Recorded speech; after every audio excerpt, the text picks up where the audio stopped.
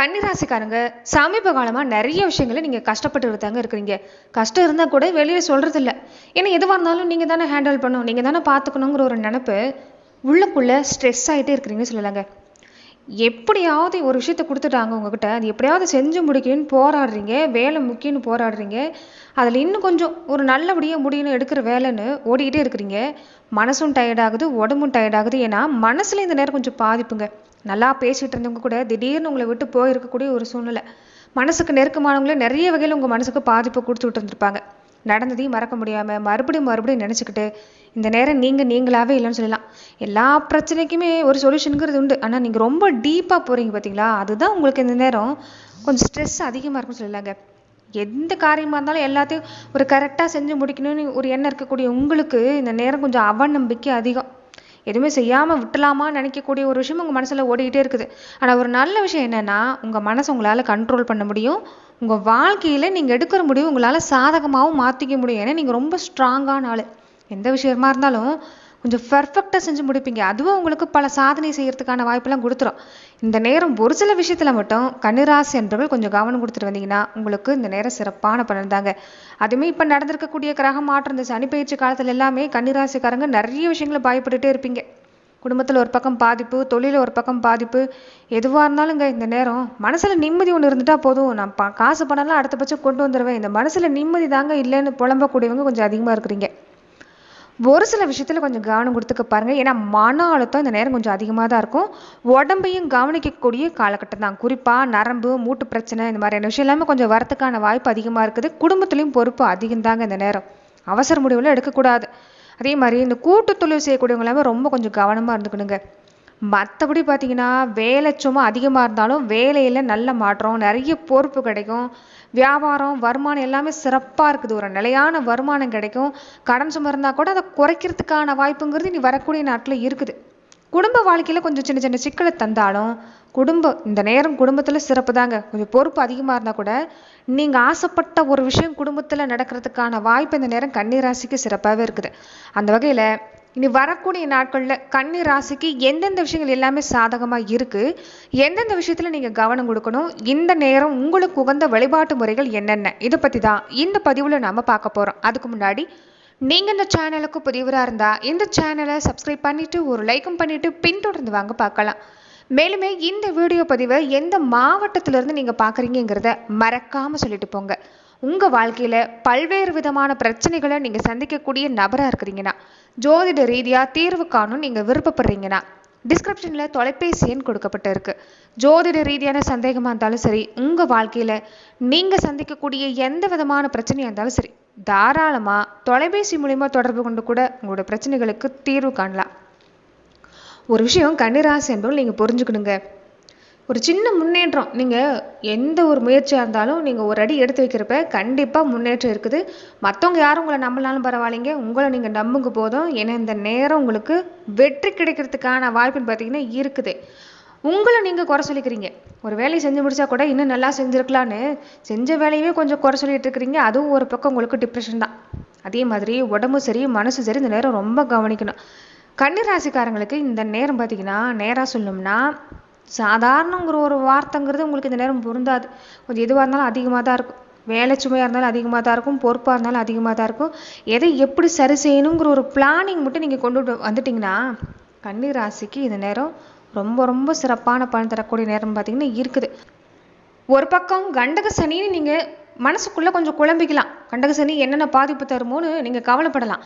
ஆனால் இந்த கண்டக சனி தாக்கத்தால் கூடவே பார்த்தீங்கன்னா குரு பகவானுடைய பார்வைங்கிறது உங்களுக்கு சாதகமாக இருக்குதுங்க. பெரும்பாலும் இந்த நேரம் உங்களுக்கு அதிகப்படியான பாதிப்பு தராது. என்னென்னா கொஞ்சம் உங்களுக்கு ஒரு சில விஷயத்தில் சோதனை தான். ஆனால் ஆயுள் ஆரோக்கியம் எல்லாமே சிறப்பாக இருக்குதுங்க. பெரிய பாதிப்பு ஏற்படுறதுக்கு வாய்ப்பு இல்லை. கணவன் மனைவிக்குள்ளே பார்த்தீங்கன்னா ஒரு சின்ன சின்ன விஷயங்களில் கொஞ்சம் பாதிப்பு இருக்குது. சிலர் பார்த்தீங்கன்னா இந்த நேரத்தில் வாழ்க்கை துணை வழியில் இந்த நேரம் ஒரு சில பாதிப்பு கொஞ்சம் கொடுக்கும். அதாவது பேச்சுவார்த்தையில் கொஞ்சம் பாதிப்பு ஏற்படுறது, ஈகோ பிரச்சனை கொஞ்சம் அதிகமாக இருக்கிறதெல்லாம் இருக்கும். அதில் கொஞ்சம் கவனமாக இருங்க.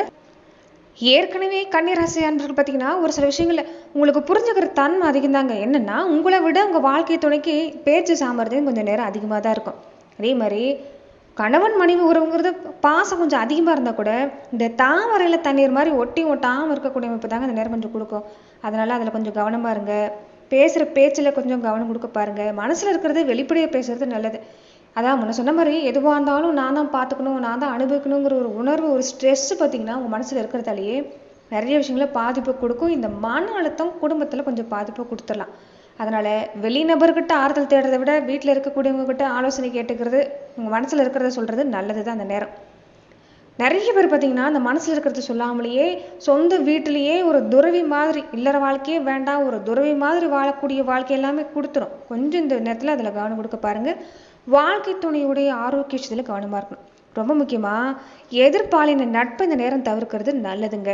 எதிர்காலத்துக்கு சிறப்புனா இந்த நேரம் கொஞ்சம் இந்த விஷயத்துல எல்லாமே கவனம் கொடுக்க பாருங்க. இந்த நேரம் பார்த்தீங்கன்னா உங்களுக்கு தவற விடாமல் நிறைய விஷயங்கள் உங்களுக்கு சாதகமாக தான் இருக்குது. சரியாக பயன்படுத்திக்கிட்டால் போதுங்க. தொழில் வாய்ப்பில் எடுத்துக்கிட்டிங்கன்னா ரொம்ப ரொம்ப சிறப்புங்க. இந்த கூட்டு தொழில் செய்யக்கூடியவங்க மட்டும் கொஞ்சம் அனுசரித்து போகணும். அதே மாதிரி சின்ன சின்ன வைத்திய செலவு எல்லாமே இந்த நேரத்தில் கொடுக்கும். ஒரு நோய்க்கு வைத்தியம் பார்த்து சரி செஞ்சிங்கன்னா அடுத்த நோய்ங்கிறது கொஞ்சம் வரும். அதனால் முன்னாடியே ஆரோக்கிய விஷயத்தில் கொஞ்சம் கவனம் கொடுத்துக்க பாருங்கள். உடலை நேரேற்றம் வச்சுருக்க பாருங்கள். முக்கியமாக இந்த ஜாமீன், இந்த கடன் பிரச்சனை எல்லாமே மற்றவங்களுக்காக நீங்கள் பொறுப்பேற்றுக்கிறது வேண்டாம். சொல்லாலும் செயலாலும் நீங்கள் சொல்கிறது ஒன்றா இருக்கும், செய்கிற செயல் வேறு ஒன்றா முடியும். அதனால் வாக்கு கொடுக்கறது வேண்டவே வேண்டாம். வாக்கு கொடுத்துட்டா காப்பாற்ற முடியாது. கொஞ்சம் அதில் கவனமாக இருங்க. அதுவே உங்களுக்கு கொஞ்சம் சின்ன சின்ன விஷயங்களில் கொஞ்சம் அவமானத்தை தர்றது, அதே மாதிரி மன ரீதியான போராட்டத்தை தந்துடும். ஏன்னா சொல்ல காப்பாற்றணும். கன்னிராசிக்காரங்களுக்கு பொறுத்த வரைக்குமே யாருக்கிட்டையும் எந்த சொல்லும் நம்ம வாங்கக்கூடாதுங்கிறதுல ரொம்ப கவனமாக இருக்கக்கூடியவங்க நீங்கள்.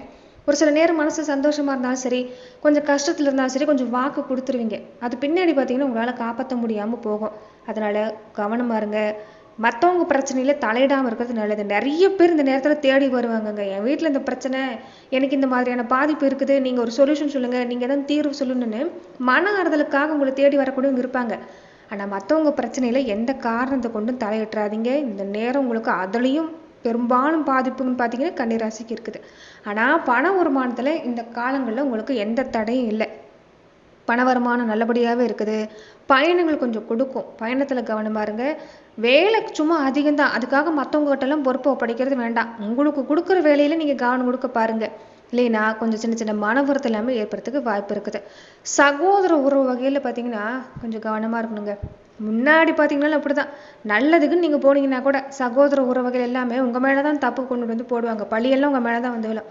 செய்யாத தப்புக்கு தண்டனை அனுபவிக்கிற மாதிரியான சூழ்நிலையில் ஏற்கனவே வாழ்ந்துட்டு இருக்கிறீங்க.